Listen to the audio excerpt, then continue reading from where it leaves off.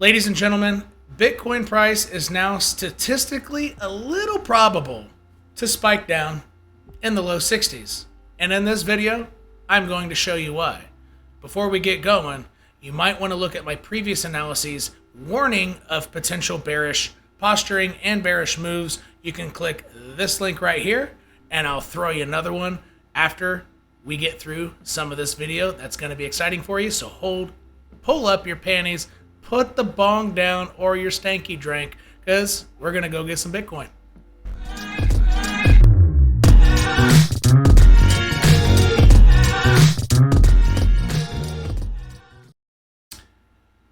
All right, world, here we go.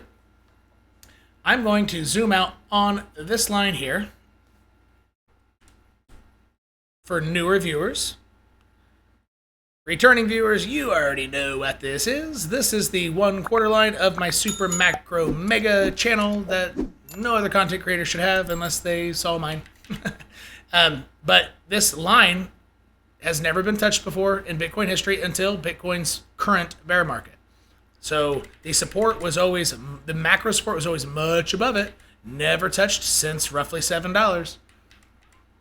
And Bitcoin used it as resistance at 25K on the way up,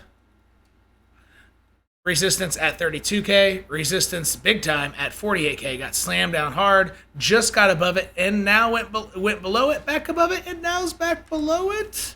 So now let's zoom in. Now that we know the history of that line and how ridiculously macro important it is, well, for new viewers, I'm going to show you a little something that my community is well aware of. We'll use terminology that isn't on Investopedia, but I'll tell you what it means. So you saw how this is supposed to be support if Bitcoin's going to be bullish on small time frames, or even big time frames, really.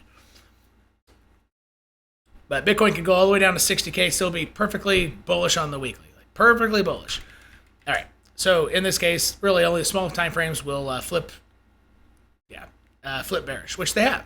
So if you have a support, and it's an important support, so new viewers, I'm telling you, literally everybody in my community who's been there for a couple months knows this and realizes that it's solid. Like, this is what I'm about to say. Just try to remember this and perhaps implement it within your own TA. It's just, I promise you. Whenever you have clear support, not you're guessing like, ooh, this line should be here. No, this line should be here is what I did here, but then price proved it was there over and over and over and over. And not just here, way before that. Way before that. Just so much dancing on this line. All those big rejections, 48K, happened just trying to reach up to that quarter line, so on and so forth. And then Bitcoin just straight up rode this line and proved it was there for a month. So it is proven as a line.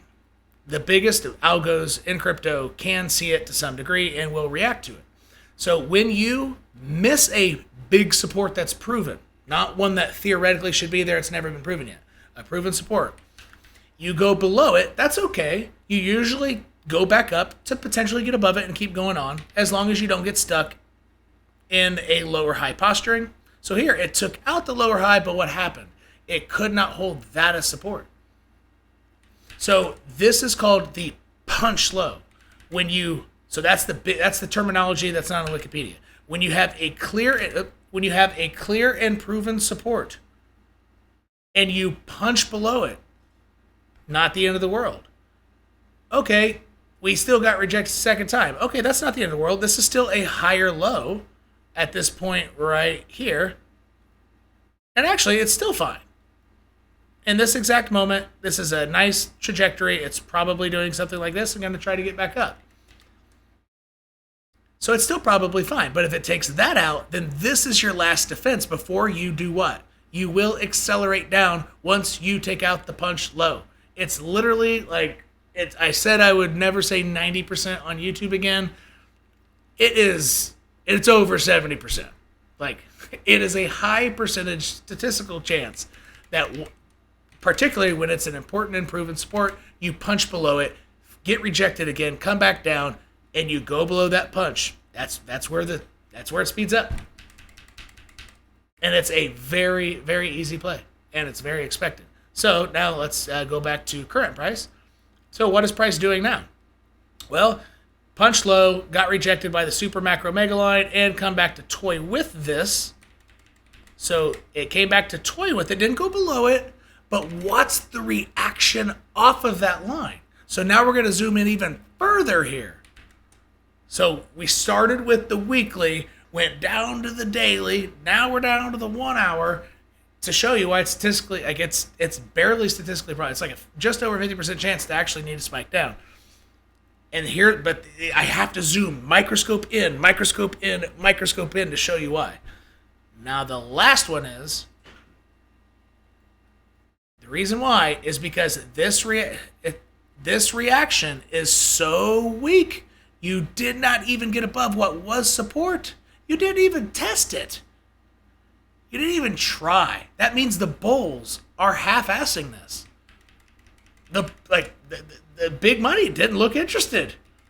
So if the bears are in the control on the micro time frames, then as long as you are below that line, you are going down. It didn't even try, but it didn't even make an attempt. Like, you needed to see that to then, like, this reaction, in my opinion, makes it barely statistically probable that, it actually makes it statistically probable that it's going to take this out. And if it takes that out, it should go floomp. Down to our targets. And again, just even if something truly is 90% probable, it doesn't mean it'll play out in crypto. Because improbable things happen all the time, such as not double bottoming off 15.5 and just going freaking up, sideways up. Like, that's it. With one scare at 20K from 25 to 20. That was like the biggest ridiculous move.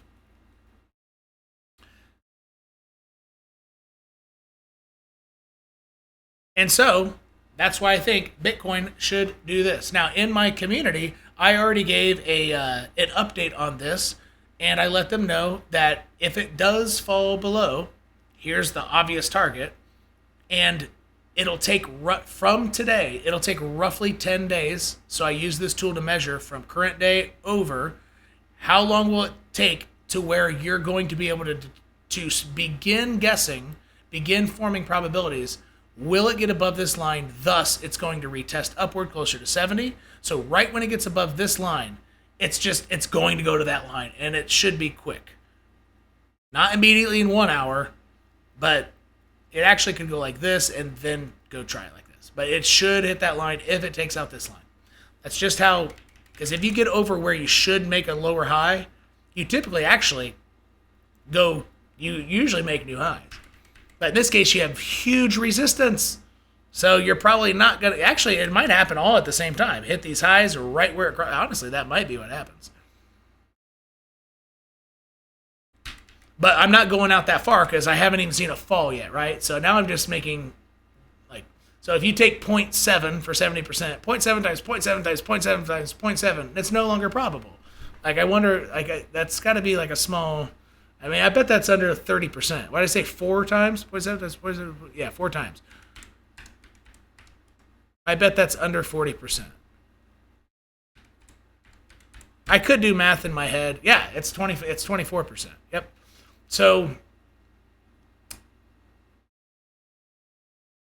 there's only 1 in 4 chance to have multiple probable things happen on top of each other. So that's technically what I'm doing here, but only 2 times. It's probable that it should take out the punch low, and with another probable thing, once it takes it out, it probably will come back down. So it's not sealed yet, but it really should take out that punch low. However, when you have 2 probable things back to back, 0.7 times 0.7 is actually right at 50%, 49%. So let's say they're both 70% likely. It's 70% likely to take out the punch low, 70% likely that the punch low reacts normally. That's 50. It's right at 50%. So I'm guessing it's right at 50% likely that this is going to happen. And if it does play out, that's the time frame where you'll be able to then figure out will Bitcoin reverse off this? Because it'll have to get above this line that's well established from that point and that point. And if it gets rejected, here's the next thing. Actually, no, I'll probably stop there for YouTube. I had a lot more analysis with my YouTube tiers, which I am streaming private stream right now for my second tier and up. I have 3 tiers, and the highest tier gets 4 live streams a week, and the lowest tier gets 1 with 1 daily update a week, and then my Discord has 5 or 6 lives a week. So the Discord links are in the description section, and there's a blue join button right down below here that shows you a little information on the YouTube tiers. So with no further ado, you just got Timified worldwide. Be ready for this move. It's roughly 50% probable. Peace.